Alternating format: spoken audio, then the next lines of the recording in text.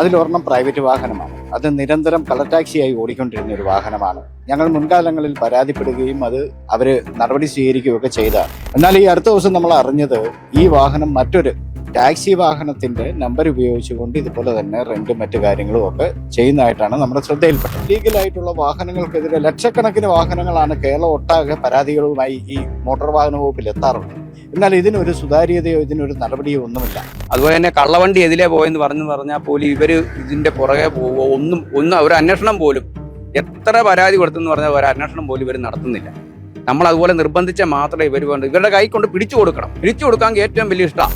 ഇതിപ്പം ജോലിയെടുക്കുന്നത് തൊഴിലാളികളും കാശ് വാങ്ങുന്നത് മോട്ടോർ വാഹന വകുപ്പുമായി മാറിയിരിക്കുകയാണ്. ഗതാഗത വകുപ്പ് മന്ത്രി എന്ന് പറയാൻ ഞങ്ങൾക്കിപ്പോൾ മടിയായി തുടങ്ങി. കാരണം അദ്ദേഹം ഗതാഗത വകുപ്പ് മന്ത്രിയായിട്ടല്ല ഞങ്ങൾ കാണുന്നത്, അദ്ദേഹം KSRTCയുടെ വകുപ്പ് മന്ത്രിയായിട്ട് മാത്രമാണ് നിലകൊള്ളുന്നത്. ഇതുപോലുള്ള ഇല്ലീഗലായുള്ള കാര്യങ്ങൾ ചെയ്യുന്നവരെ സഹായിക്കാൻ ഇഷ്ടംപോലെ ആളുകൾ ഉണ്ടെന്നേ. പക്ഷെ ഞങ്ങളെ പോലുള്ള തൊഴിലെടുക്കുന്ന ഈ തൊഴിലിനെ സർക്കാർ സംവിധാനങ്ങൾ അനുസരിച്ച് പോകുന്നവർക്ക് ഒരു ബുദ്ധിമുട്ടുണ്ടായാൽ ഇവിടെ ഒരു രാഷ്ട്രീയക്കാരനും ഇല്ല.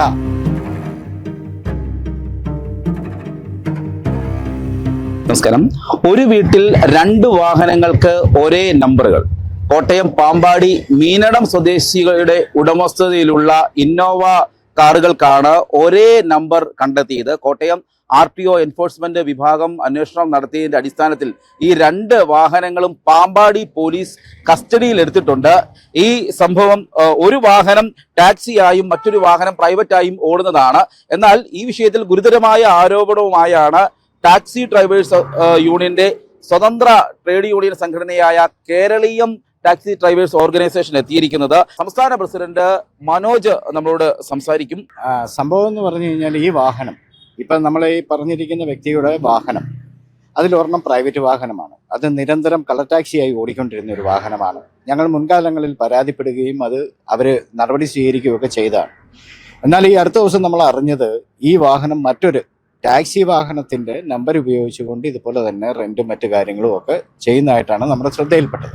അങ്ങനെയാണ് ഞങ്ങൾ മോട്ടോർ വാഹന വകുപ്പിന് ഇത് പരാതി നൽകുകയും മോട്ടോർ വാഹന വകുപ്പ് ഒരു 3 ദിവസത്തോളം ഇത് വൈകിപ്പിച്ചു എന്നുള്ളൊരു യാഥാർത്ഥ്യം എല്ലാവരും അറിയണം.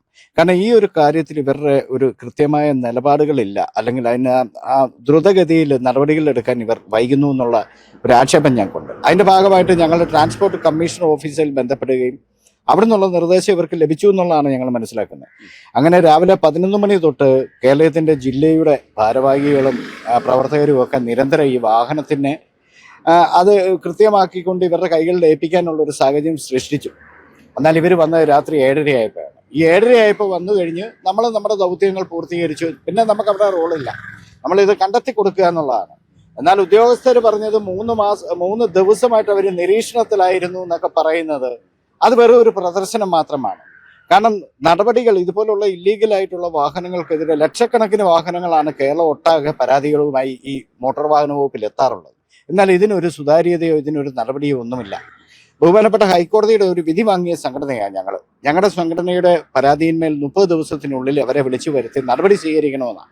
എന്നാൽ ഈ ഉദ്യോഗസ്ഥർ ഇതെല്ലാം ഇന്ന് വരെയും ഈ ജഡ്ജ്മെന്റ് പോലും കാണാത്ത ഉദ്യോഗസ്ഥരുണ്ടെന്നുള്ളതാണ് അതിൻ്റെ അകത്ത്. ഈ കളർ ടാക്സികളും റെന്റേക്കാരും സർക്കാരിനുണ്ടാകുന്ന ഭീമമായ ടാക്സ് ലോസ് അതൊക്കെ ഈ ഉദ്യോഗസ്ഥർ ഇവർ മേടിക്കുന്നില്ല. നല്ലൊരു ശതമാനം ശമ്പളവും കാര്യങ്ങളും ഒക്കെ ഇതൊക്കെ ഇതുപോലുള്ള തുകയിൽ നിന്ന് കിട്ടുന്നതല്ലേ. അതിനോട് പോലുമുള്ള ആത്മാർത്ഥത ഇവർ പുലർത്തുന്നില്ല.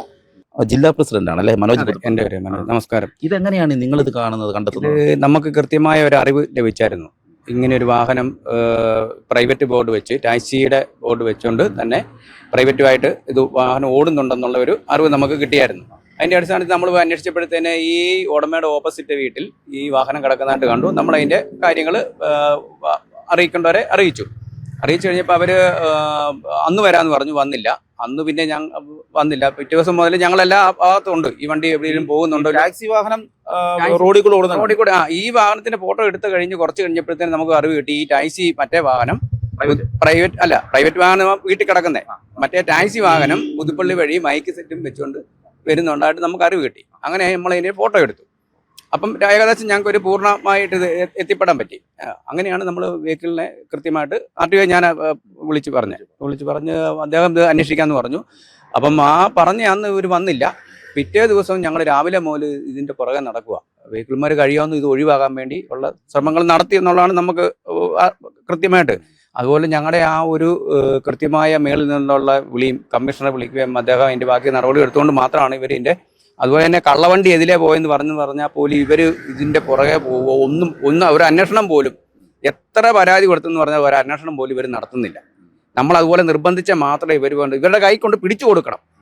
പിടിച്ചു കൊടുക്കാൻ ഏറ്റവും വലിയ ഇഷ്ടമാണ് എന്ന് അവർ നമ്മളോട് പറഞ്ഞിരിക്കുന്നത്. അതുപോലെ തന്നെ ഈ റെന്റ് കൊണ്ടുപോകുന്ന വാഹനങ്ങൾ മുഴുവൻ, അതായത് കഞ്ചാവ് കടത്ത് കുറ്റകൃത്യങ്ങൾക്ക് മുഴുവൻ ഉപയോഗിച്ചുകൊണ്ടിരിക്കുന്ന ഇതുപോലെ റെന്റ് കൊടുക്കുന്ന വാഹനങ്ങളാണ്. അത് ഉദ്യോഗസ്ഥർ ആ ഒരു വിവരങ്ങൾ, അത് ഏത് വാഹനം ഇടിച്ചോ അല്ലെ പിടിക്കപ്പെട്ടോ അത് ആരുടെയാണെന്നുള്ള പുറം ലോകം അറിയുന്നില്ല. അത് ഉദ്യോഗസ്ഥർ ഇതിനകത്ത് പൈസ മേടിച്ചുകൊണ്ട് തന്നെ ഇതെല്ലാം ഒതുക്കി തീർത്തുകൊണ്ടിരിക്കുക. അതുകൊണ്ട് ഈ അടുത്ത കാലത്ത് തന്നെ ഏറ്റുമാനൂർ ബൈപ്പാസ് റോഡിൽ ഒരു ആക്സിഡൻറ്റ് പറ്റി. ഒരു അമ്മയും മകനും മരിച്ചുപോയി. ആ വണ്ടി റെന്റ് വണ്ടി എടുത്തുകൊണ്ട് പോയ താറ് വണ്ടിയായിട്ടാണ് ഇടിച്ചത്. അതായത് തകിടി മുണ്ടിയാക്കൽ എന്നുള്ള സ്ഥലത്തു നിന്നാണ് അമ്മയും കുഞ്ഞും മരിച്ചിരിക്കുന്നത്. ആ മകൻ പോയി റെന്റ് എടുത്തുകൊണ്ട് വന്ന വാഹനമാണ് ഇടിച്ച് മരിച്ചപ്പെട്ടിരിക്കുന്നത്. അതിനെക്കുറിച്ച് യാതൊരു മാധ്യമങ്ങളോ കാര്യങ്ങളോ ഒന്നും പത്രത്തിൽ കൂടെ വരുവോ ഒന്നും ചെയ്തിട്ടില്ല. ഇത് കണിശമായിട്ടും സർക്കാരിൻ്റെ ശ്രദ്ധയിൽ പെടണം, അതിനുള്ള നടപടി ഉണ്ടായിരിക്കണം. ഈ പ്രൈവറ്റ് വാഹനത്തിന്റെ നമ്പർ മാറുമായിരുന്നു. അപ്പൊ ആ വേറൊരു നമ്പറുള്ള വണ്ടി ഉണ്ട് ഇവർക്ക്. അതിന് ഈ നമ്പർ തന്നെ സെയിം നമ്പർ അവർ വെച്ചേക്കുന്നത്. അതെ അതെ. ഈ നമ്മളിപ്പോൾ ഈ ബോർഡ് മാറ്റി വെച്ചിരിക്കുന്ന വാഹനം എന്ന് പറയുന്നത് 4050, അതാണ് ആ വാഹനത്തിന്റെ യഥാർത്ഥ നമ്പർ. ആ വാഹനമാണ് മുൻകാലങ്ങളിൽ പിടിച്ചിട്ടുള്ളത്. അപ്പോൾ അതിലേക്കാണ് ഈ ടാക്സി വാഹനത്തിന്റെ നമ്പർ ഇവർ പ്രദർശിപ്പിച്ചിട്ടുള്ളത്. ഏറ്റവും വലിയ രസകരം, ഈ ടാക്സി വാഹനത്തിന് ഫിറ്റ്നസ് ഇല്ലെന്നുള്ളതാണ്. അപ്പം ഞങ്ങളിവിടെ പറഞ്ഞു വരുന്നത്, ഇപ്പം ഇദ്ദേഹം പറഞ്ഞതുപോലെ ധാരാളം വാഹനങ്ങളുടെ പരാതികൾ കൊടുക്കുന്നു. ഇതിപ്പം ജോലിയെടുക്കുന്നത് തൊഴിലാളികളും കാശ് വാങ്ങുന്നത് മോട്ടോർ വാഹന വകുപ്പുമായി മാറിയിരിക്കുകയാണ്. ഒരുമാതിരി റിവാർഡ് വാങ്ങുന്നത് പോലെയാണ്. ഭീമമായ ഒരു തുകയൊക്കെയാണല്ലോ ടാക്സ് ഇനങ്ങളിലൊക്കെ നിങ്ങളുടെ വാങ്ങുന്നത്. പിന്നെ ഞങ്ങൾക്ക് ഈ അടുത്ത കാലത്ത് ഇപ്പം ക്ഷേമനിധിയുമായിട്ട് ബന്ധപ്പെട്ടിട്ട് ഈ ലൈഫ് ടാക്സ് അടച്ചിരിക്കുന്ന വാഹനങ്ങളുണ്ട്. അതായത് 15 വർഷത്തെ ടാക്സ്. അന്നൊരു മാനദണ്ഡവും ഇല്ലായിരുന്നു ഇതുമായിട്ട് ബന്ധപ്പെട്ട് നിങ്ങൾ ഭാവിയിൽ ടാക്സ് അടയ്ക്കുമ്പോഴത്തേന് ക്ഷേമനിധി വേണമെന്നോ ഇതൊന്നുമില്ല. ഇപ്പോൾ അതിന് ബഹുമാനപ്പെട്ട ഗതാഗത വകുപ്പ് മന്ത്രി തന്ത്രപരമായ ഒരു കത്ത് കൊടുത്തിരിക്കുകയാണ് ഉദ്യോഗസ്ഥർക്ക്. ക്ഷേമനിധി ഇല്ലാത്ത വാഹനങ്ങൾക്ക് ഫിറ്റ്നസ് ലഭിക്കുന്നില്ല. ഇന്നലെ കായംകുളത്ത് 25ഓളം വാഹനങ്ങൾ തിരിച്ചയച്ചു, ക്ഷേമനിധി ഇല്ല എന്നുള്ള ഒറ്റ കാരണം.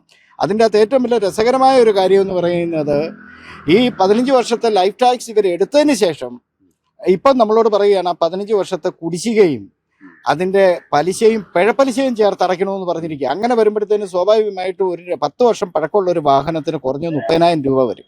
കുറഞ്ഞത് 30,000 രൂപ അവരടയ്ക്കണം. ഈ ഓട്ടമില്ലാത്തതിൻ്റെ കാരണം എന്താണ്?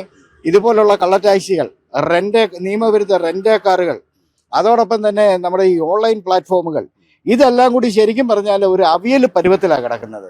ഈ ഗതാഗത വകുപ്പ് മന്ത്രി എന്ന് പറയാൻ ഞങ്ങൾക്കിപ്പോൾ മടിയായി തുടങ്ങി. കാരണം അദ്ദേഹം ഗതാഗത വകുപ്പ് മന്ത്രിയായിട്ടല്ല ഞങ്ങൾ കാണുന്നത്, അദ്ദേഹം KSRTCയുടെ വകുപ്പ് മന്ത്രിയായിട്ട് മാത്രമാണ് നിലകൊള്ളുന്നത്. ഈ വിഷയത്തിൽ എന്ത് നടപടി എടുക്കുന്നതാണ് നിങ്ങളുടെ ആവശ്യം? ഇതിൻ്റെ അകത്ത് കൃത്യമായിട്ട് മന്ത്രിയും ട്രാൻസ്പോർട്ട് കമ്മീഷണറും അതുപോലെ പോലീസും മോട്ടോർ വാഹന വകുപ്പും എല്ലാം ഉണർന്ന് പ്രവർത്തിക്കേണ്ട സമയമാണ്. ഇതിൽ ഏറ്റവും കൂടുതൽ ക്ഷീണം ഞങ്ങൾക്ക് ഓട്ടമേ നഷ്ടമാകുന്നുള്ളൂ. ഇവർ പറയുന്നു സർക്കാരിന് പൈസ ഇല്ലെന്ന് പറയുമ്പോൾ ഏറ്റവും കൂടുതൽ വരുമാന മാർഗം ഉണ്ടാക്കുന്ന ഒരു വഴിയും അല്ലെങ്കിൽ അതിനുള്ള സ്രോതസ്സുമാണ് ഈ മോട്ടോർ വാഹന മേഖല എന്ന് പറയുന്നത്. ആ മേഖലയിൽ ഇതുപോലുള്ള ഇല്ലീഗലായിട്ട് ഓടുന്ന ലക്ഷക്കണക്കിന് വാഹനങ്ങളെ പിടിച്ചാൽ മാത്രം മതി.